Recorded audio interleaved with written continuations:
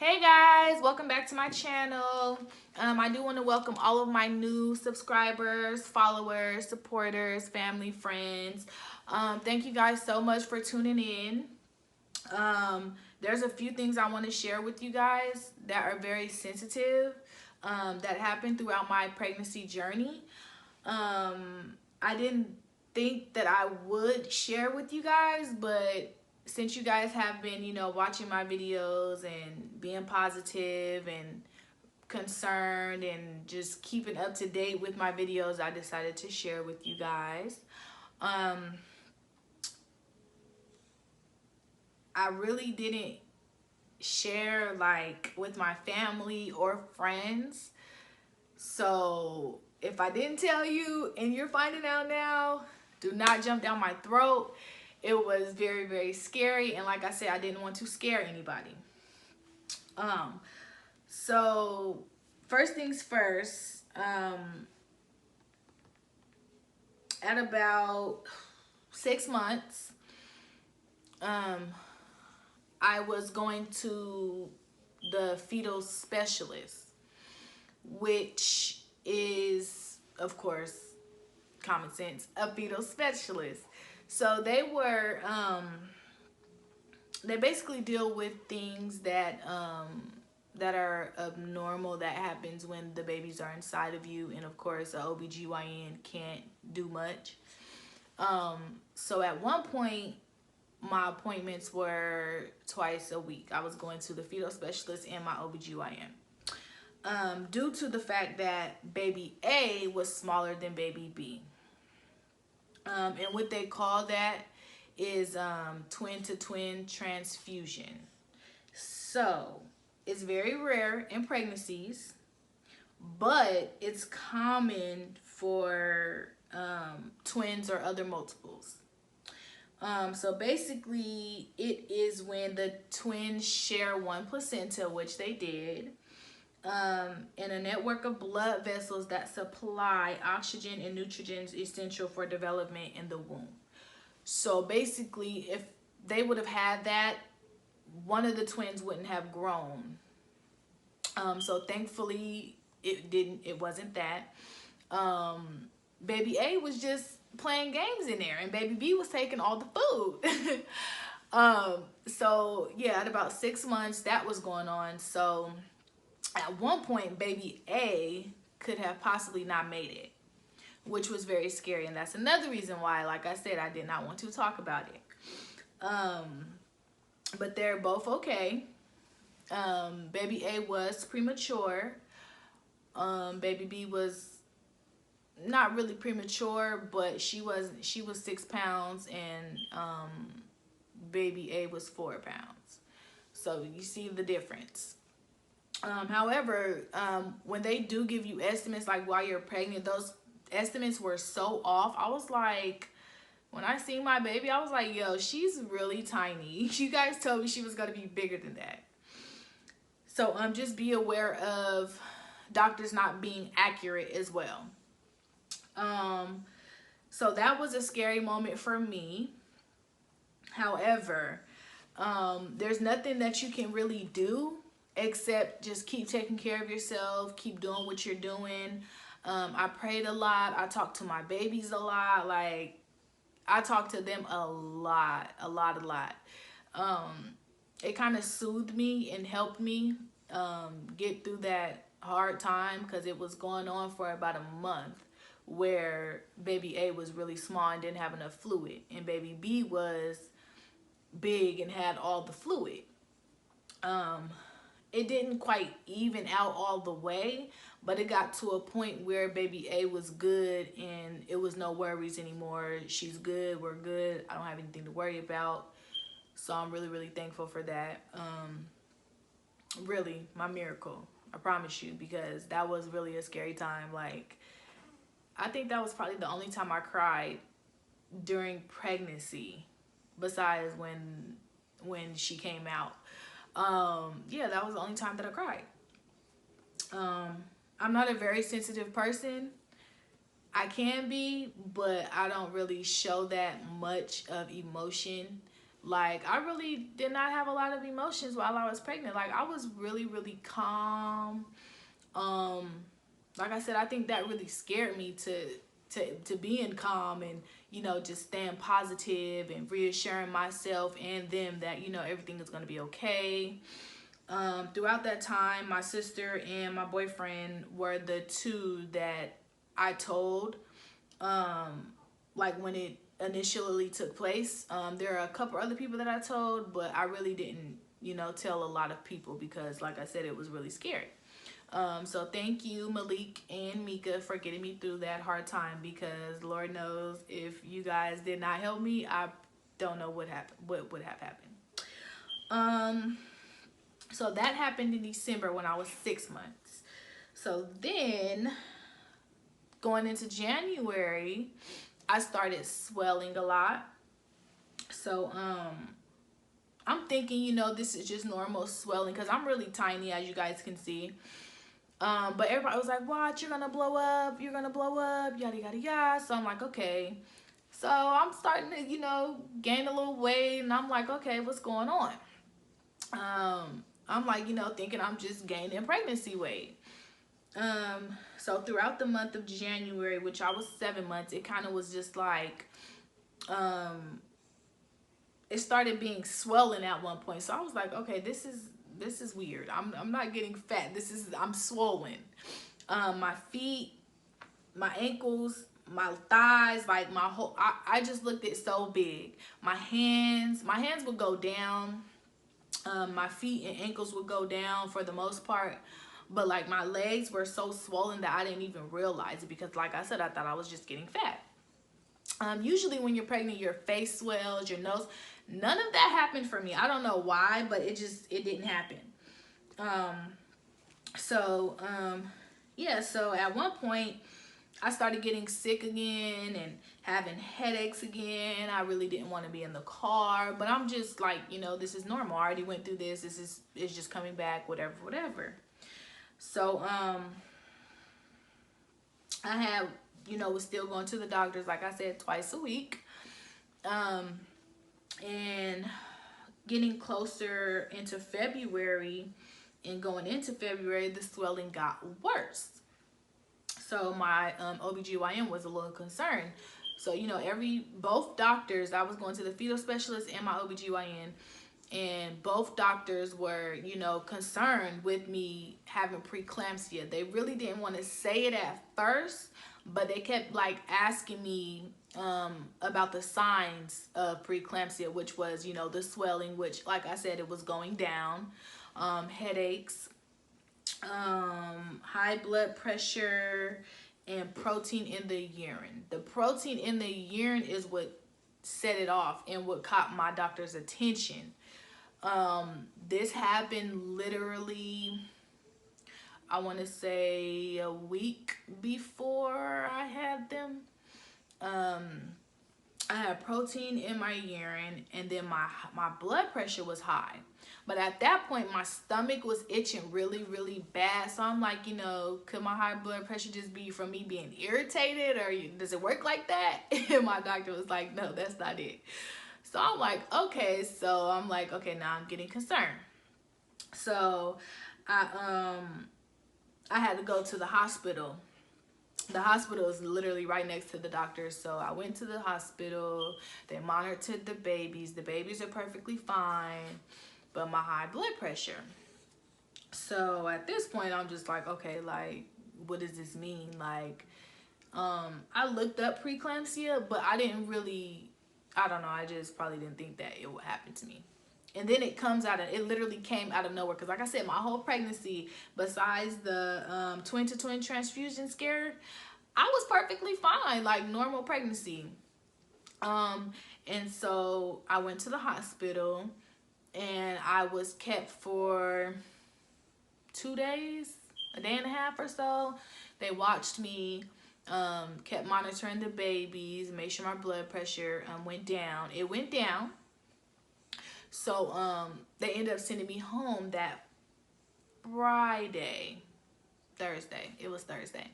So I went home. I wasn't even home for a full 24 hours. Mind you, when you leave the hospital, you have to check in with your doctor. So the next day, I was like, I usually just go to the doctors in the morning, get it out the way. So the next morning, I went to the doctor, and they were like, why did they send you home? At this point, I'm 35 weeks in a couple of days, which they were trying to get me to get to 36 to 37, possibly 38, but 36 and 37 weeks was the go ahead to deliver. They sent me home. I went back to my doctor. She was like, why did they send you home? And I was like, your guess is as good as mine. So she's like, your blood pressure is, still elevated. You still have the protein in your urine. So I'm going to say that you have preeclampsia. So I'm like, oh God.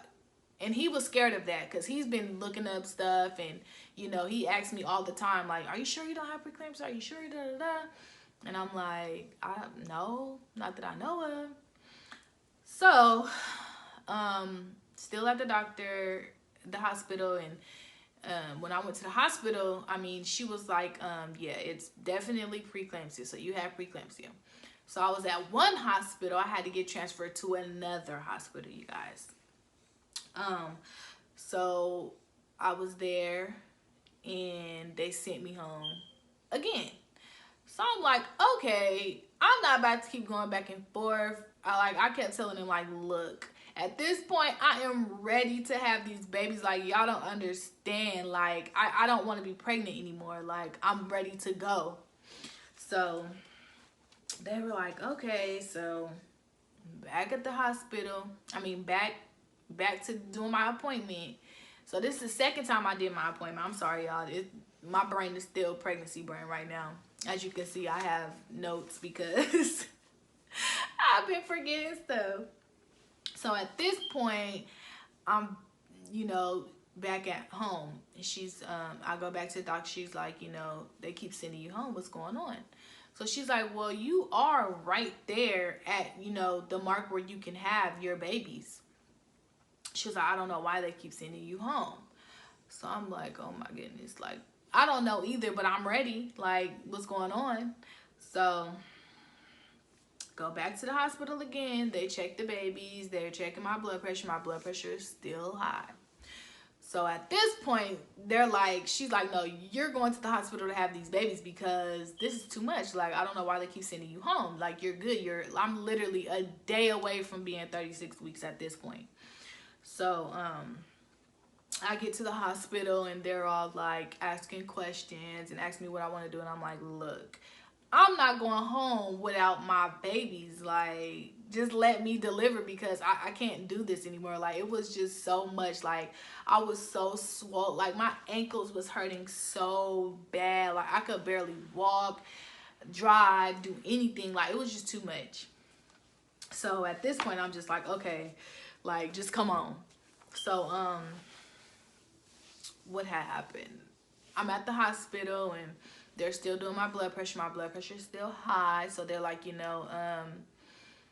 they were checking the babies. One of the babies were head down, which was baby A. She was down there, like she was ready to come out. So they're like, no, as long as one baby is, head down, then we're good to go. So I'm like, okay, so here you go, baby B. She was head down too, but she ended up turning around. So they had to go over like all the precautions of baby B being breached. So what that is she's going to be coming out feet first, or I would have to get a C-section. So they went over all those, like I said, the precautions, C-section, the vaginal, the breaching, everything they went over it. The inducing, the epidural, all that good stuff. They went over all that. I'm like, I just was listening like, look, let's just go. I'm ready. So since my cervix were so closed, they had to put a balloon in there. They put the balloon in there about 5 hours, and it dilated me to 5 centimeters. Then they finally gave me the epidural and the other stuff that mind you, I wanted to do natural, but I couldn't because I had preeclampsia. So I had to get the epidural.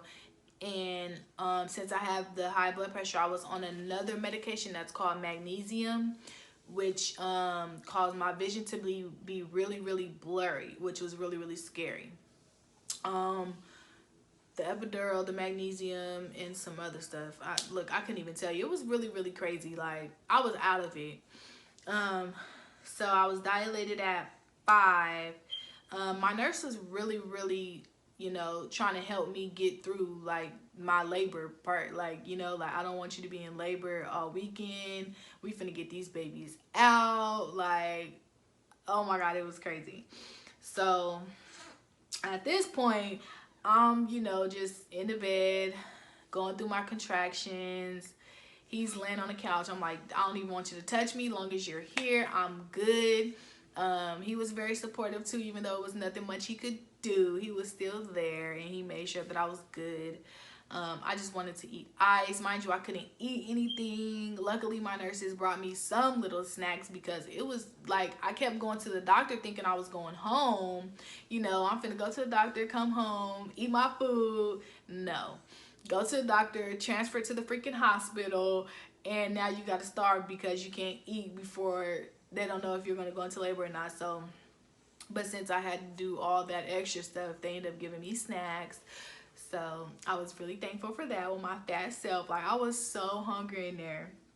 I ate a lot of ice, and then I really couldn't drink any water because of the magnesium that I was on. So, yeah, it was really scary. So then at this point, I am, let's say, I think I was 7 centimeters. I got to 8 centimeters. I text everyone that I could, like, I'm 5 centimeters. After that 5 centimeter mark, I couldn't text. I couldn't see my phone. I didn't even touch a phone. Like, it was too much for me. Like, I don't know how people call people before they go into labor or when they're going into labor. Like, how do y'all call people? It's not a situation where you're like, oh, hey, I'm finna call whoop whoop whoop. Like, I'm finna go into labor. No. Don't let nobody fool you, because it does not work like that. Not for everyone, at least not for me. So at this point, I'm just going, like I said, going through my contractions. And then my nurse, she kept coming in, checking on me every couple hours or so. Like I said, he was just asleep on the couch, checking on me as well. And then my nurse came in and was like, let me check your cervix. And I'm like, okay. And she was like, oh my gosh, you're 10 centimeters. It's time to go. It's time to go. So she wake him up. We wake him up, get him ready. The nurses get ready. She's like, I need to call this nurse. I need to call. It was just, from that point on, you guys, it was a movie. I really wish that it could have been recorded. I really, really do.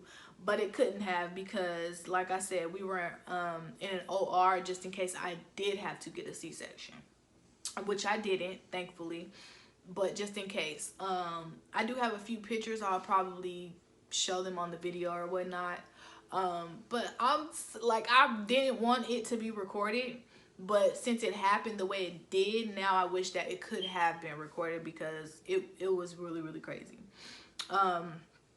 So at this point, like I said, I'm still just ready to go. I'm feeling good. I'm like, okay, we gotta do what we gotta do. Of course, they kept explaining to me that once baby A comes out, they have to see where baby B is to see what they have to do to get her out.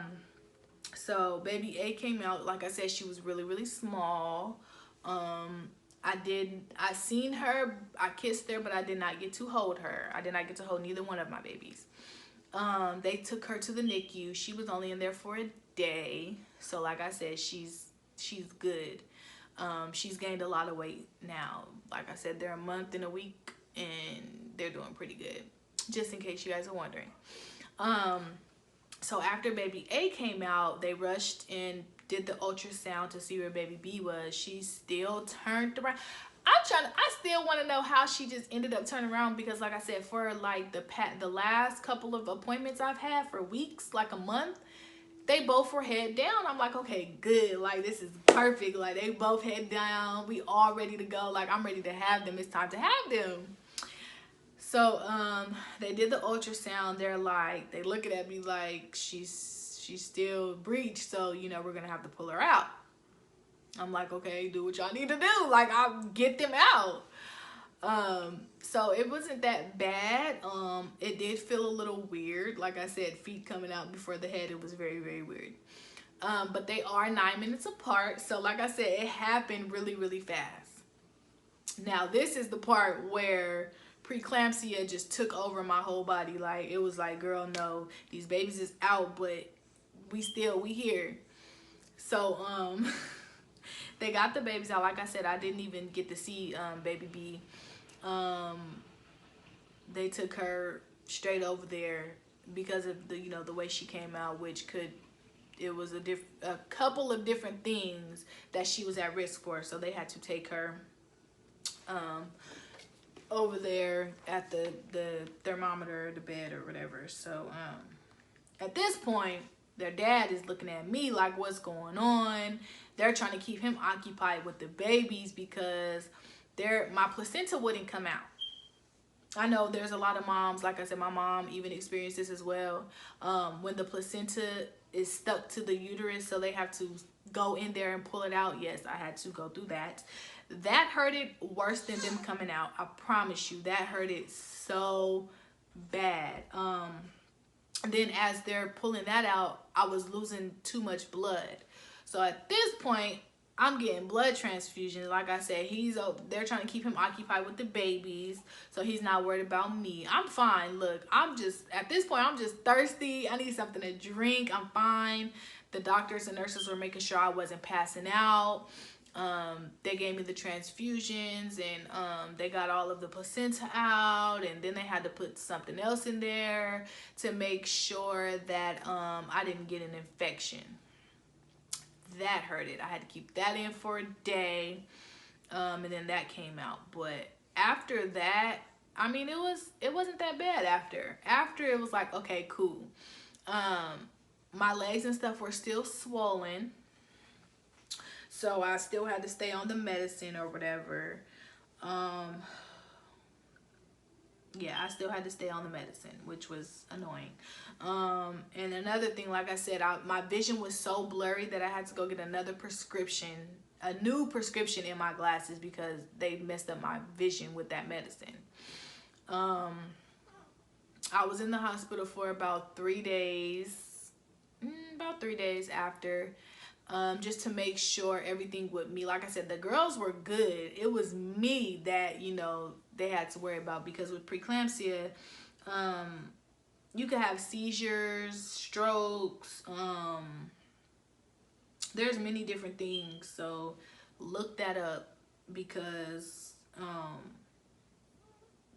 you can have kidney or liver function, brain injury. Like I said, there's many different things that comes with preeclampsia. Since mine was like a mild, of course it was bad, but it wasn't as bad as it could have been. So I'm thankful for that as well. However, even though we're home and the babies are good and everything, I'm still on the medicine that they gave me because, like I said, it doesn't typically just go away once you have the babies. Like, I could probably be on this medicine for the rest of my life. I don't know. I just have to keep up with my appointments and stuff like that.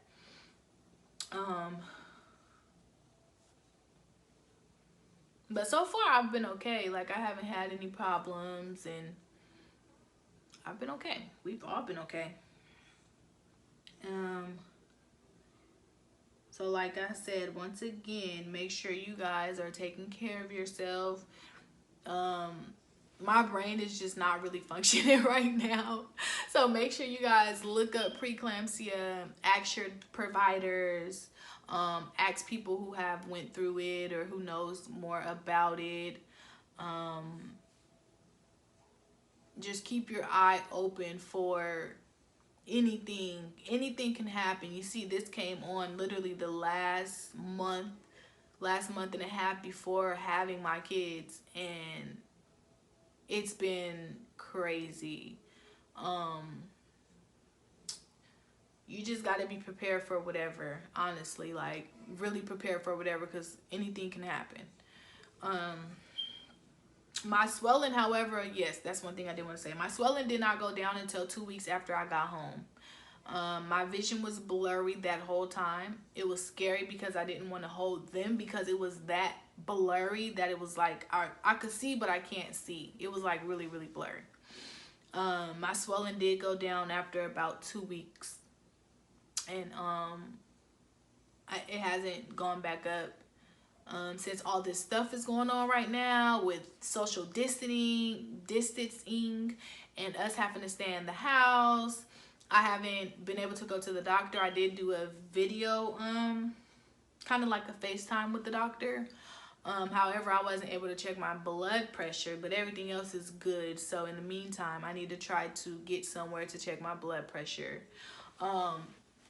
So just so you guys, a heads up, like maybe have like a blood pressure kit at home, so you guys can check your blood pressure just in case for any situations that could happen. Like I said, anything can happen at any given time. But overall, my labor and delivery. Hey guys, welcome back to my channel. Yeah, baby's making noise in the back. Hey guys, welcome back. Welcome new followers, subscribers, supporters, whatever. Just welcome. I'm really, really thankful for all the